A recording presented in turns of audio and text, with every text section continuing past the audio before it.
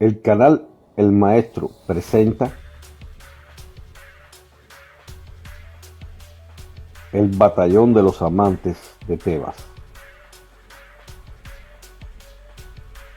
El Batallón de los Amantes de Tebas, o el Batallón Sagrado, era una unidad élite griega formada por 150 parejas de amantes, todos ellos del sexo masculino. Plutarco de Queronea, o sea, el historiador Plutarco, que fue historiador, biógrafo y filósofo, planteaba que este batallón fue creado por el comandante tebano Górgidas.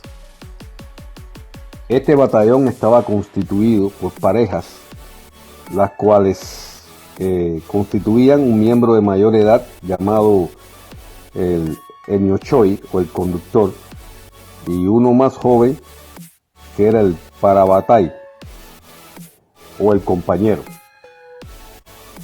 Existía una teoría por la cual se constituyó este batallón, y era que se consideraba que este batallón iba a tener una gran motivación en el combate.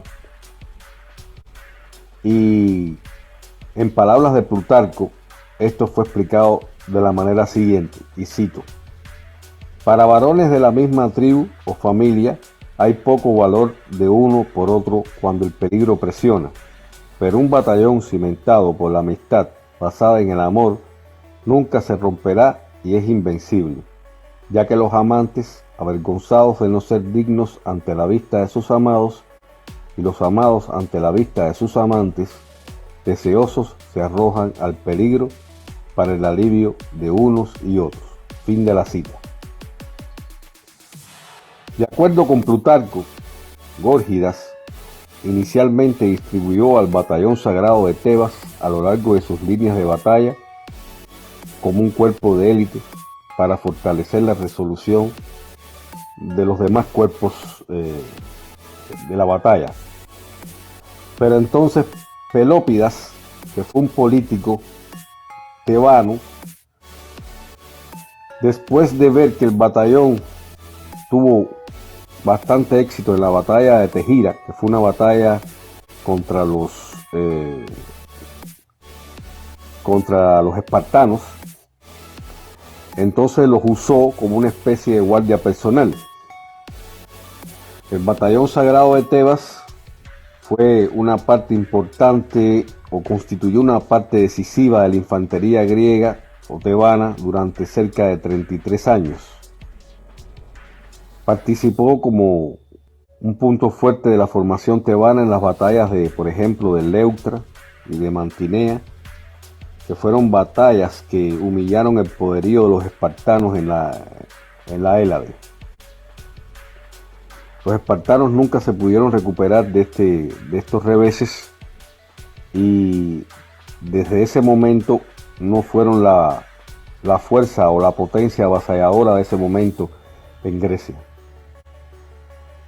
La única derrota que sufrió el batallón de los amantes de Tebas fue en la batalla de Queronea en el año 338 a.C.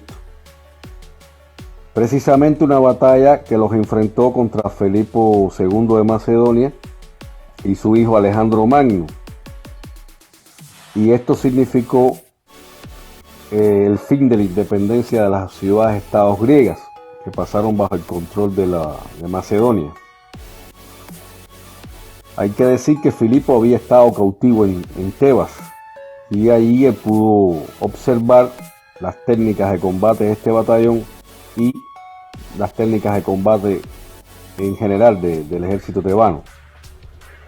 El resto del ejército tebano, después de esta, digamos, de incursión de Filipo II de Macedonia, se enfrentó a las abrumadoras fuerzas de Filipo II y Alejandro. Ellos también se enfrentaron, o sea, los que no pertenecían a este cuerpo, pero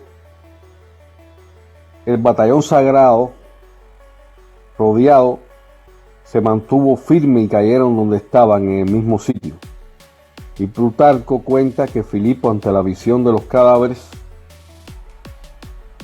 estaban amontonados en una pila y entendiendo de quiénes se trataban, exclamó, y cito: «Perezca quien sospeche que estos varones o sufrieron o hicieron algo inapropiadamente». Plutarco afirma que los miembros del batallón constituían aproximadamente 300 personas. Pero posteriormente, en la actualidad, en las excavaciones que se han hecho en la tumba comunal de Queronea, se han encontrado alrededor de 254 esqueletos. Esta tumba comunal de Queronea pues tiene una estatua llamada el León de Queronea, que es la que preside el túmulo de los caídos del batallón sagrado en la batalla del mismo nombre, de Queronea. Bueno, hasta aquí la información.